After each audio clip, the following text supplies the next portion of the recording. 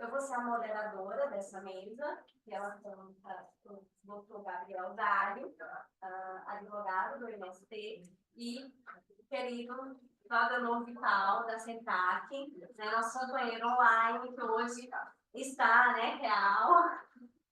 É um prazer estar aqui com vocês, ter essa oportunidade de refletir os rumos, né, da geração energética no Brasil, os impactos socioambientais e todas essas preocupações que são extremamente relevantes estarem na pauta do planejamento das políticas públicas energéticas no Brasil. Eu gostaria que você passasse o slide. Eu trouxe alguns slides iniciais para a gente dar uma certa visualização no contexto da geração de energia, né? Por favor, pode passar o slide.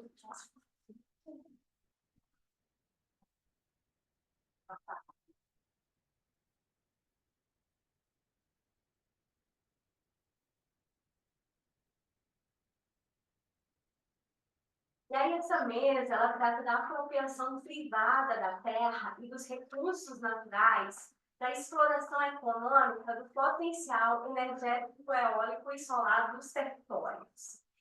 E como bem falou a professora Mariana Traub na mesa anterior, essa questão da apropriação privada é extremamente relevante.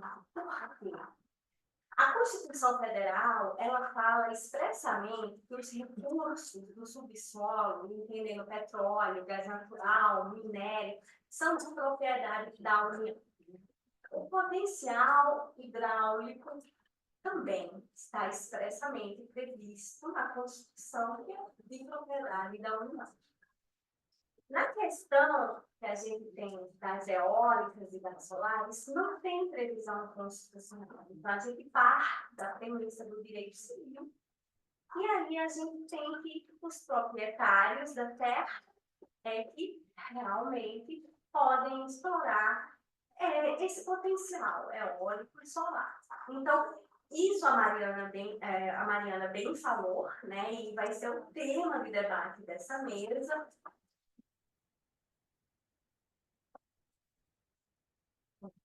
E aí, como eu já falei, a gente vai contar com o Claudenor e o Gabriel para fazer essas duas palestras. Infelizmente, Marcos Eloy não conseguiu vir.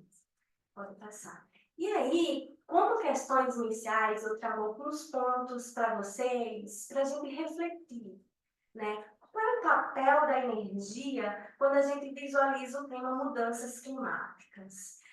As mudanças climáticas, ela passou a ser pauta da agenda internacional. A gente teve a Conferência de Estocolmo em 1972, que traz o desenvolvimento sustentável como lema.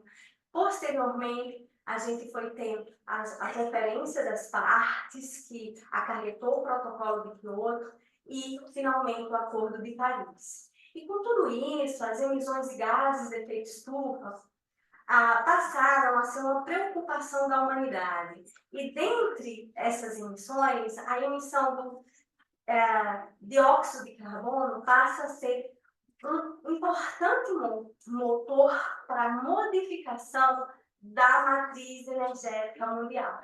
Como vocês podem ver, essa figura traz a relevância do que são os combustíveis fósseis para a humanidade. A gente consome muito petróleo, carvão e gás natural ainda. Mas vocês podem ver nessa gravura também o quanto a energia eólica e solar tem crescido ao longo do tempo. Podem passar. E aí, com isso, nessas outras figuras, a gente tem a proporção, né? O que é que significa no mundo e no Brasil. Como vocês podem ver, o mundo ele consome muito combustível fóssil. Enquanto o Brasil, a gente já tem uma matriz relativamente balanceada, com fósseis e renováveis e não renováveis. Mas aí, quando a gente olha a oferta interna de energia no Brasil, a gente vai vendo, né, o crescimento das renováveis ao longo do tempo. Como vocês podem ver, 47,4% da nossa matriz oferta interna é renovável, a gente ainda tem um grande papel de não renováveis, como vocês sabem, o nosso transporte é sobretudo rodoviário, e com isso a gente tem uma grande demanda de combustíveis fósseis. Mas a eólica tem crescido muito ao longo do tempo, e também a solar, né? Sobretudo quando a gente pensa na matriz elétrica no Brasil. Como vocês podem ver, de 2021 a 2022, por exemplo, a eólica saiu de 10,6 para 11,8. Isso vai mostrando que ela vai crescendo e, por exemplo, o que é que os países estão consertando em termos de mudança de matriz energética mundial? A transição energética, que é um tema que é muito focado em pauta e que na COP passada, na COP 28, né, até 2030, se prevê o crescimento das energias renováveis, obviamente, como protagonista a energia eólica, e esse protagonismo, né, significa em 2030, 60% da matriz mundial ser alavancada pelas renováveis. E aí, com isso, quando a gente pensa, né, o que é desenvolvimento, o que é norte global, o que é sul global, quais são os países que são mais responsáveis em termos de emissões de gases de efeito estufa, quais são os países que consomem mais energia, a gente vê, por exemplo, esse mapa, onde tem o uso de energia per capita, com destaque, né, para os países do norte global como os maiores consumidores de energia, como os maiores emissores de gases de efeito estufa. Então, com isso, a gente vê as disparidades ao redor do mundo e a gente pensa qual, então, vai ser o papel do Brasil, né, nesse contexto, qual vai ser o papel dos países do sul global, né, que são os países mais vulneráveis às alterações climáticas, ao aquecimento global, às situações de emergência climática, e, por outro lado, os países que têm um menor potencial do ponto de vista de financeiro, de arcar com programas de adaptação, de mitigação climática.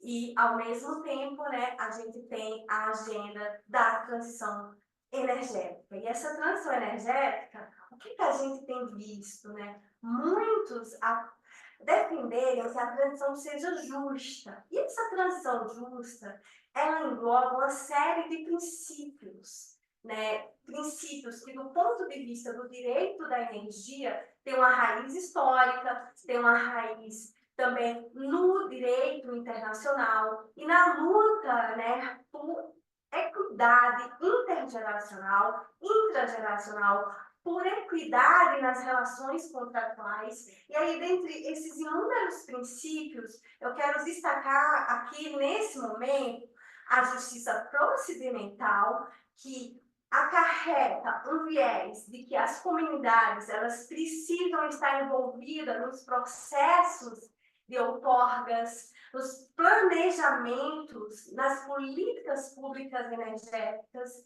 e também a justiça de reconhecimento, que essas comunidades elas precisam ser reconhecidas, seus valores, as suas culturas, as suas tradições precisam ser reconhecidas.